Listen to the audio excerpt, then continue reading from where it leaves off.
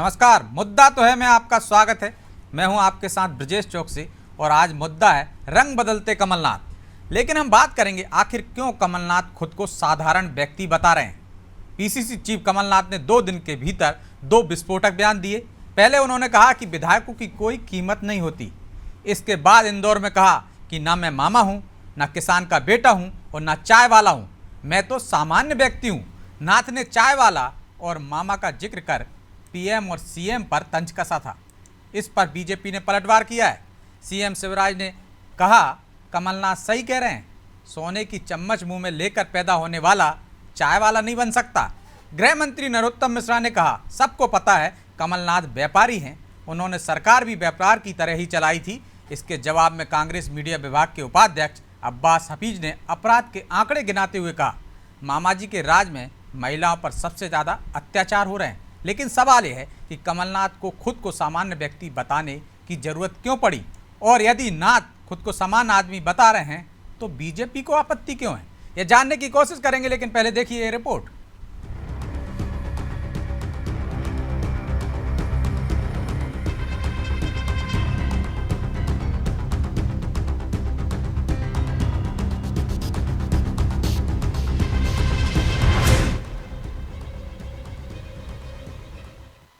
प्रदेश Congress committee के अध्यक्ष कमलनाथ एक दिन पहले कह रहे थे कि विधायकों की कोई कीमत नहीं होती। अब उन्होंने खुद को सामान्य आदमी बताया, लेकिन खुद को सामान्य सिद्ध करने के तारतम्य में कमलनाथ ने मामा शिवराज और चाय वाले प्रधानमंत्री से लेकर राजा महाराजा को भी लपेटे में ले लिया। इंदौर में मीडिया से रूबरू कमलनाथ ने कहा कि ना मैं राजा महाराजा हूँ, ना मामा, ना चाय वाला, बल्कि मैं तो सामान्य व्यक्ति हूँ। महाराजा ज्योतिराज सिंधिया है, मामा सीएम शिवराज को कहते हैं और पीएम नरेंद्र मोदी को चाय वाला कहा जाता है। कमलनाथ ने एक साथ तीनों पर निशाना साधते हुए खुद को सामान्य व्यक्ति बताया। कमलनाथ के बयान पर गृह मंत्री नरोत्तम मिश्रा ने कहा कि कमलनाथ इतनी सफाई क्यों दे रहे हैं, सबको पता है कि वो व्यापारी हैं। सफाई तो सबको मालूम है, आप व्यापारी हो, इसमें कोई सफाई की जरूरत क्या है आपको कमलनाथ जी। आपका सरकार चलाने का तरीका भी व्यवसाय की था, कारपोरेट कल्चर से आप सरकार चला रहे थे, जनता से कोई सरोकार आपका नहीं था। पूरा का पूरा आपने नफ़ा और नुकसान देख के सरकार का किया था। सवेरे कमलनाथ जी पे शुरू होती थी, शाम को मिगलानी पे खत्म हो जाती। कमलनाथ के बयान पर सीएम शिवराज ने कहा कि चाय वाला तो कोई गरीब ही हो सकता है, सोने की चम्मच मुंह में लेकर पैदा होने वाले कमलनाथ नहीं। तो मामा तो तुम हो ही नहीं सकते। मामा वो होता है जिसके दिल में बहनों और बेटियों की इज्जत होती है। मामा तो वही हो सकता है, हर कोई मामा थोड़ी हो सकता है। तुम किसान हो नहीं सकते क्योंकि किसानों के वादे तुमने कभी पूरे ही नहीं किए। कर्जा माफी का वादा करके मुकर गए। माटी की सौंधी सुगंध आप जानते नहीं हो। और चाय वाला तो कोई गरीब ही हो सकता है, सोने की चम्मच मुंह में लेके पैदा होके कारपोरेट राजनीति करने वाले और मौका मिलते ही पूरे प्रदेश को लूटने वाले कैसे चाय वाले हो सकते। सीएम शिवराज के बयान पर प्रतिक्रिया देते हुए कांग्रेस मीडिया विभाग के उपाध्यक्ष अब्बास हफीज ने क्या कहा, आइए सुनते हैं। आज की तारीख में जो वो बातें कह के गए हैं कमलनाथ जी के बारे में, वो जनता सुन रही है। उन्होंने कहा शिवराज जी ने कि कमलनाथ जी मामा नहीं हो सकते, वो बेटियों का दर्द समझते नहीं हैं। अरे शिवराज जी, एनसीआरबी के आंकड़े बताते हैं कि आपने किस तरह का हाल मध्य प्रदेश में कर दिया। भांजियों के साथ जितना जुल्म मध्य प्रदेश में हुआ है स्वयंभू मामा के राज के अंदर, उतना इतिहास में कभी नहीं हुआ है। सबसे ज़्यादा बलात्कार के मामले मध्य प्रदेश के अंदर देखे जाते हैं, ऊपर देखा जाता है। महिलाओं के खिलाफ अत्याचार सबसे ऊपर देखे जाते हैं। किसानों की आप बात कर रहे हैं, किसानों का दर्द समझते नहीं है कमलनाथ। किसानों का दर्द कमलनाथ जी ने समझा, तब जाके कर्ज माफी की शुरुआत हुई थी। एक ऐसा प्रोग्राम था जो ऐतिहासिक था। 27 लाख किसानों को कर्जे से बाहर लाने का काम कमलनाथ जी ने किया और आपने उस पूरी की पूरी योजना को रोक दिया। तो आज किसान हितैषी आप हैं या कमलनाथ जी हैं, जनता जानती है। चुनावी वर्ष में नेताओं के बयानों के कई अर्थ निकाले जाते हैं। कमलनाथ ने अपने आप को सामान्य व्यक्ति बताकर जनता की सहानुभूति लूटने की कोशिश की। वो एक अभियान भी चला रहे हैं जिसका शीर्षक है मेरा क्या कसूर। लेकिन विधायकों की कीमत से लेकर अपनी हैसियत तक उनके बयान विवाद का कारण बन रहे हैं। ब्यूरो रिपोर्ट, अनादि टीवी।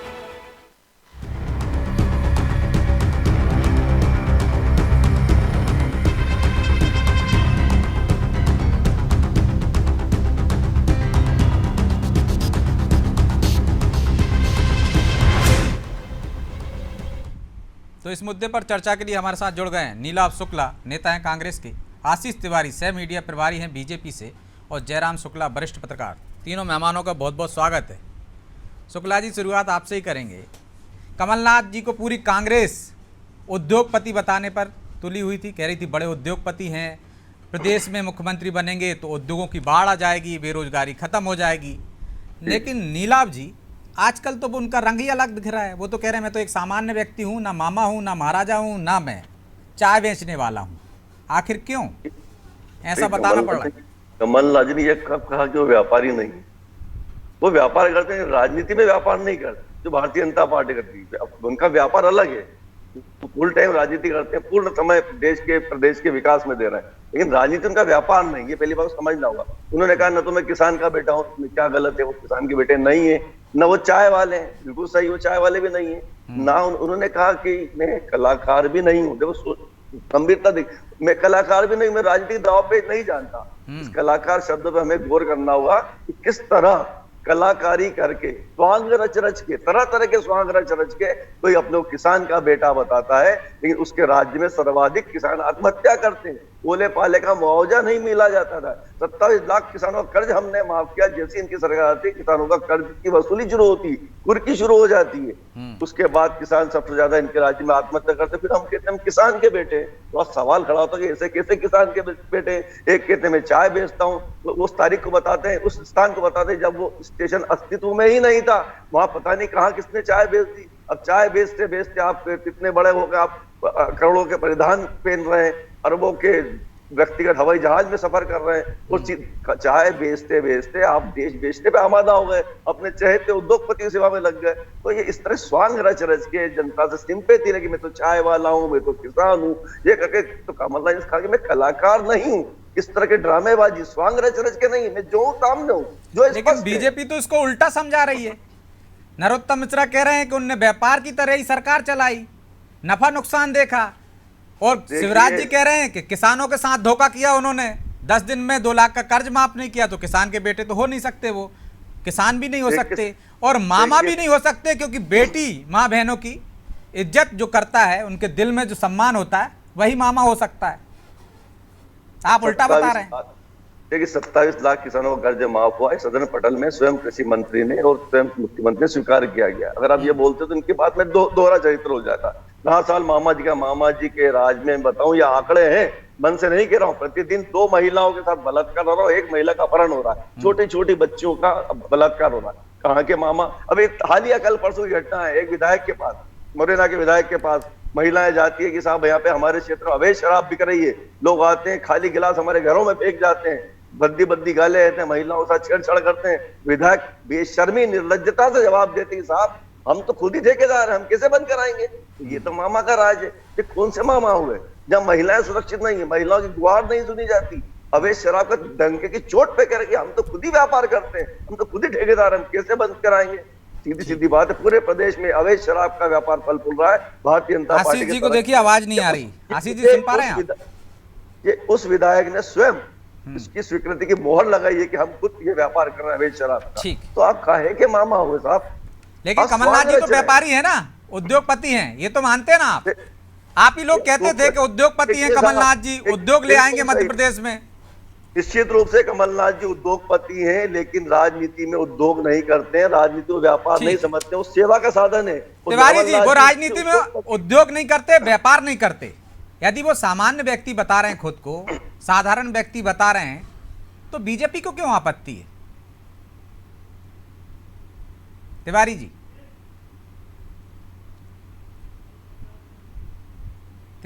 तिवारी जी सुन पा रहे हैं आप मुझे? चलिए, एक तक कुछ तकनीकी खामी है, मैं लौटूंगा आपके पास। जयराम जी, आप सुन पा रहे हैं मुझे? हाँ जी, बोलिए।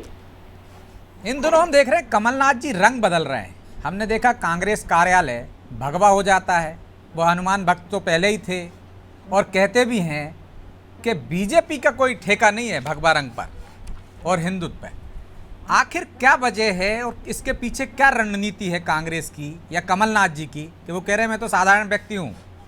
क्या वो आम लोगों से टच करना चाहते हैं? देखिए, 2 बातें हैं। पहली चीज, उन्होंने यह किस परिप्रेक्ष्य में किया? कहा, जी। आमतौर पे एक किसी बड़े लंबे टेक्स्ट में हम 5 लाइन निकाल लेते हैं। 1 घंटे के भाषण में हम 5 सेकंड का भाषण निकाल देते हैं।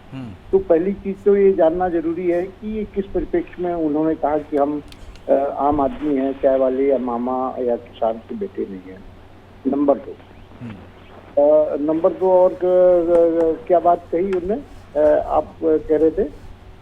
वो कह रहे ना मैं महाराजा हूँ ना राजा हूँ, हाँ, मैं ना चाय वाला हूँ, हाँ, एक ये बात थी, एक और दूसरी कोई बात बता रहे ना थे? मैं कलाकार हूँ। हाँ, तो मतलब पहली चीज किस परिप्रेक्ष्य में ये कहा, और ये तो मैं पूरा ना तो उनका भाषण देखा हूँ और ना तो उनका टेक्स्ट देखा। जी। हर आदमी अपने व्यक्तित्व के बारे में बताने के लिए स्वतंत्र है। हाँ, शिवराज जी की एक पॉलिटिकल ब्रांडिंग मामा के रूप में हुई है, और निश्चित तौर पे 2013-2008 के बाद से ही उनकी मामा की छवि बनी है, और तब से लेकर अब उसको और पुख्ता करने की कोशिश की है उन्होंने लाडली बहना को लाके। तो राजनीति में ये इमेज तो बहुत मायने रखती है। उसी तरीके से एक कॉमन मैन के बीच में अप्रोच करने के लिए बीजेपी के रणनीतिकारों ने मोदी जी को चाय वाले के रूप में एक उनकी इमेज गठित की, ताकि एक छोटे और गरीब तबके को लगे कि हमारे बीच का आदमी प्रधानमंत्री बन के ऊपर बैठा हुआ है। तो राजनीति में ये एक ब्रांडिंग चलती है, उसके व्यक्तित्व को लेके एक ब्रांडिंग चलती है।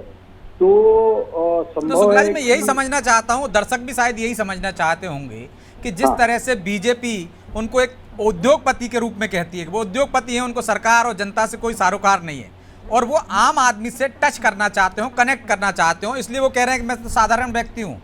संभव है। मैंने बताया ना कि पूरे भाषण का परिप्रेक्ष्य तो मैं जानता नहीं हूँ जी। और लेकिन मैं तो देखा हूँ कि जो राजनीति में सेनापति हुआ करते थे वो अपने भाषणों में आम आदमी का सिपाही कहते रहे जिंदगी भर कि मैं तो आम आदमी का सिपाही हूँ, तो न तो वो सिपाही हो जाते हैं कह देने से। वो तो पॉलिटिक्स के शीर्ष में बहुत से ऐसे कांग्रेस के नेता रहे, भारतीय जनता पार्टी में भी बहुत ऐसे नेता हैं जो हवा के नीचे चलते नहीं है, लेकिन आप उनसे बात करो तो कहेंगे हम तो दरी जाजम बिछाने वाले छोटे से कार्यकर्ता हैं। क्या आप जानते हो, दर्शक जानते हैं, जनता जानती है। राजनीति में ये जो कलाबाजियां हैं, खासतौर पे शाब्दिक कलाबाजियां हैं, वो चलती ही रहती हैं, आदिकाल से चलती रही हैं। जब से इलेक्ट्रल डेमोक्रेसी आई है, यही चीजें भाषण में आ जाती हैं, यही चीजें नारे में बदल जाती हैं। अब राहुल गांधी की एक छवि गढ़ने की कोशिश की गई थी पप्पू की, लेकिन वही पप्पू ने जब पूरे देश की यात्रा की और कुछ संजीदगी भरी बातें कहने लगे और उभर के आए, तो अब तो उनको कोई पप्पू की तरह लेता नहीं, उन्होंने उस इमेज को तोड़ दिया। बल्कि 2014 में जिस तरीके से मोदी सबके निशाने पर थे 2014 के चुनाव में, उसी तरीके से आज फोकल पॉइंट बन गए हैं राहुल गांधी। तो ये शब्दों की भाषा परिभाषा उस नेता के कृत्य से और उसकी अपनी संजीदगी से बदलती बिगड़ती रहती है। हाँ, उसके फायदे जरूर, उसकी अपील जरूर पहुंचती है, जैसे कि ये तो मानने में कोई संदेह नहीं है। कोई तो हो सकता है बीजेपी को इसी बात की दिक्कत हो शुक्ला जी, यदि वो छवि बदलने की कोशिश कर रहे हैं, अपनी इमेज बदलना चाहते हो। देखिए, वो तो बहुत प्लेन आदमी है इस मामले में। कमलनाथ जी बड़े ईमानदार आदमी हैं, वो प्लेन है इस मामले में। वो बहुत ज्यादा कला, बहुत ज्यादा रंग, बहुत ज्यादा ड्रामेबाजी उनकी भाषणों में नहीं आता। किसी ने ये पूछा होगा कि इस तरीके से लोग अपने व्यक्तित्व को प्रचारित करते हैं, ये करते हैं, आप जनता के बीच में आपकी इमेज किस तरीके से जानी। तो आशीष जी, यदि वो अपनी छवि भी बदलना चाह रहे हैं तो शायद इसी बात की आपको तकलीफ है कि यदि वो एक साधारण व्यक्ति बनते हैं, क्योंकि आप उद्योगपति के रूप में उनको दिखाते हैं और कहते हैं कि वो व्यवसाय करते हैं, राजनीति से, जनता से उनका कोई सरोकार नहीं है। और नीलाभ जी तो कह रहे हैं कि वो राजनीति में व्यापार नहीं करते आपकी तरह। देखिए, मैं नीलाभ जी की बात का उत्तर बहुत आसानी से दे देता हूँ। मैं पूछना चाहता हूँ, यदि प्रदेश के अंदर जब ओलावृष्टि हुई, अतिवृष्टि हुई, तो वो किस प्रकार से उन किसानों से मिलने के लिए गए? हेलीकॉप्टर से गए या पैदल गए? तो इनसे उनके जो काम करने की शैली है वह उनके व्यक्तित्व को बता देती है। आज शिवराज जी एक आम आदमी की तरह और परिवार के मामा की तरह अपने गरीब व्यक्तियों के बीच में पहुंचते हैं और उनके साथ किसानों के बीच में पहुंचते हैं, साथ ही साथ और उनके साथ में घुल मिलकर काम करते हैं। क्योंकि जब कोई प्राकृतिक घटना होती है या किसी प्रकार की घटनाएं होती हैं तो वह समय ऐसा होता है कि हमें उनके साथ में खड़ा होना होता है। तो मैं ये कह सकता हूं कि कमलनाथ जी एक अपने आप में उनका जो काम करने की शैली है वह भी उनके व्यक्तित्व को बताती है कि वह उद्योगपति है, और शिवराज जी एक सरल सहज किसान के बेटे हैं तो उनके काम करने की शैली अलग दिखती है। तो ये उदाहरण है छोटे छोटे से। आप उनके साथ में कार्यकर्ताओं के साथ बैठने का तौर तरीका देखिए, आप जनता के साथ मिलने का तौर तरीका देखिए। शिवराज जी अच्छी सभा हो रही होती है, बहुत सी भीड़ होती है, उसके बाद भी जनता के बीच में तो वो तो कह रहे हैं ऐसे मामा होने का क्या फायदा कि उनके राज में भांजियों पर अत्याचार हो रहे हो, अपराध के आंकड़े बढ़ रहे हो महिलाओं के। परिस्थिति में आम आदमी के लिए योजनाएं आज गहना योजना भी बनाई तो वो भी आम महिलाओं के लिए बनाई। तो आम लोगों के साथ जुड़ना, आम लोगों के साथ रहना, ये शिवराज जी का व्यक्तित्व है। तिवारी जी, लेकिन वो तो कह रहे हैं कि ऐसे मामा होने का क्या फायदा कि भांजियों पर अत्याचार हो रहे हो, हर दिन 2 बलात्कार हो रहे हो, महिलाओं के साथ अपराध की घटनाएं बढ़ रही हो।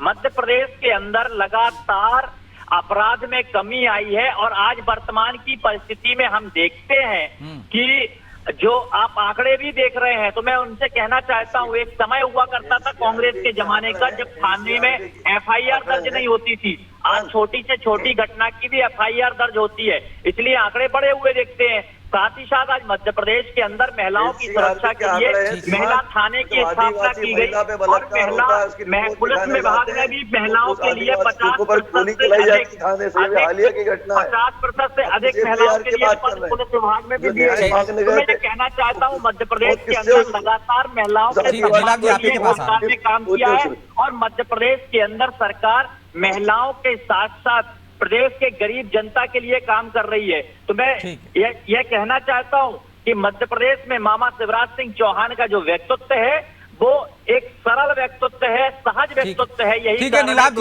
आपने जो आंकड़े बढ़ाने होने की बात बताई थी वो कह रहे हैं कि इसलिए बढ़ रहे हैं कि हम अपराध आसानी से दर्ज हो जाते हैं, पहले नहीं होते थे, इसलिए संख्या जरूर बढ़ी है। लेकिन महिलाओं के हित में बहुत सारी योजनाएं शुरू की है, लाडली बहना योजना भी शुरू की है। कितनी मासूमियत से मेरे तिवारी जी जवाब देते जा रहे हैं सरकार का बचाव करते हुए।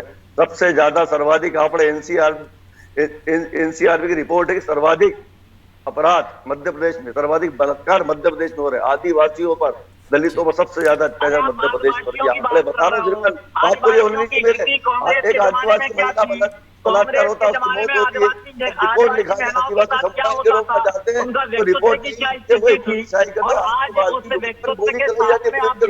श्रीमान आप किस दुनिया में जी रहे हैं? आप कहते हैं कमलनाथ जी हेलीकॉप्टर घूमते हैं, आपके मोदी जी शिवराज जी जब भी जाते हैं साइकिल पर जाते हैं या बैलगाड़ी पर जाते हैं, वो हेलीकॉप्टर में नहीं घूमते हैं। किस तरह के जवाब दे रहे हैं आप? ठीक है नीलाभ जी, सबसे ज्यादा माफिया भरपूर सरकार। आपने पहले भी बताया था कि आंकड़े बढ़े। तिवारी जी, नीलाभ जी मैं लौटूंगा आपके पास। जयराम जी, एक और टैगलाइन के साथ कांग्रेस आगे बढ़ रही है, कमलनाथ जी आगे बढ़ रहे हैं, मेरा क्या कसूर। तो क्या आपको लगता है कि अब ये असर करेगी 2023 के चुनाव में और सहानुभूति मिलेगी कांग्रेस को? जयराम जी, एक और टैगलाइन के साथ कांग्रेस आगे बढ़ रही है, कमलनाथ जी आगे बढ़ रहे हैं। उन्होंने कहा कि इस पर हम जोर देंगे, मेरा क्या कसूर, जो सरकार गिराई गई थी। क्या आपको लगता है कि 2023 में सहानुभूति मिलेगी और इसका फायदा होगा कांग्रेस को? मैं एक वोटर के रूप में सोचूं कि मुझ पर इस लाइन का क्या असर पड़ेगा, तो इसका जितना असर पड़ना था पड़ गया। जो सरकार गिरी उसके लगभग हमारा ख्याल है 3 साल हो गए, 2020 में गिरी थी सरकार। और ये जो टैग लाइन है इस पर बहुत मंथन हो चुका है, लोग बहुत विचार कर चुके हैं, बहुत पीछे की बात है। और एक चीज जरूर है कि बहस के मुद्दे में विधायकों का दल बदलना और खरीद फरोख्त की बात आ सकती है, लेकिन मुझे नहीं लगता है कि कॉमन मैन तक ये पंचलाइन बहुत काम आएगी। एक अखबार के गुणाभाग की दृष्टि से हो सकता है दल बदल का क्या असर पड़ता है, लेकिन दल बदलने वाले उन विधायकों ने जिस तरीके से प्रचंड जीत व्यक्त की, वो भी एक विचार का विषय रहेगा। तो जब वो जनता ने उसी समय खारिज कर दिया ये सहानुभूति और सरकार गिराने वाली बात को, तो मुझे नहीं लगता है कि इस चुनाव में वो जो थीम है जिसका जिक्र कर रहे हैं वो कोई काम आएगी। देखिए, बुनियादी मुद्दे काम आएंगे इस बार। जो यदि आप बात करें कि ग्रामीण क्षेत्र में कौन से बुनियादी मुद्दे उभर कर सामने, पहली चीज सरकार के इकबाल का, विश्वसनीयता का, और वो 2018 के बाद से लेकर अभी तक भर्तियां रुकी हुई हैं, बहुत कम क्लियर हुई हैं, और जो क्लियर हो रही हैं उसमें भी घने बादल छाए हुए हैं कि ये जो 27% का रिजर्वेशन है कब कोई नया पेंच फंसा। PSC तो अभी तक 2018 के बाद क्लियर नहीं हुई। कोई भी भर्तियां, और बात की गई है कि हम 1.5 लाख नौकरियां देंगे, 1 लाख नौकरियां देंगे। तो ये नजर युवाओं और छात्रों पर रहेगी कि क्या चुनाव से पहले ये वादे पर सरकार खरी उतरती। ये बहुत बड़ा इशू होगा इस चुनाव में। ठीक है, बहुत बहुत धन्यवाद इस चर्चा में शामिल होने के लिए आप तीनों मेहमानों का। तो चुनाव में सहानुभूति की तो उम्मीद कम ही है, लेकिन असल मुद्दे, जमीनी मुद्दे जो हैं वो कारगर हो सकते हैं, ऐसा जयराम जी का अनुमान है। लेकिन ये तो 2023 के परिणाम ही बताएंगे किन मुद्दों पर सरकार चुनी गई और क्या लोगों के मन में था। लेकिन चाहे वो सहानुभूति वाली बात हो, पहले भी वो 3 साल पहले की बात है, उस पर मुझे भी नहीं लगता है कि ऐसे कुछ सहानुभूति मिले। तो भले ही कांग्रेस हैशटैग के साथ जा रही हो या इस टैगलाइन के साथ आगे बढ़ रही हो, और क्या कमलनाथ जी आम व्यक्ति से अपने जुड़ाव के लिए इस तरह से बयान दे रहे हैं, ये भी सोचने की बात होगी। और इस बयान से बीजेपी को निश्चित तौर पर आपत्ति इसलिए हो सकती है क्योंकि वो उद्योगपति के रूप में उन पर तंज कसती है, निशाना साधती है। तो क्या इस प्रयास में भी जनता कमलनाथ के साथ होगी, ये तो आने वाला समय बताएगा। बहरहाल मुद्दा तो है। मैं इतना ही, मुझे दीजिए इजाजत और आप देखते रहिए अनादि टीवी। नमस्कार।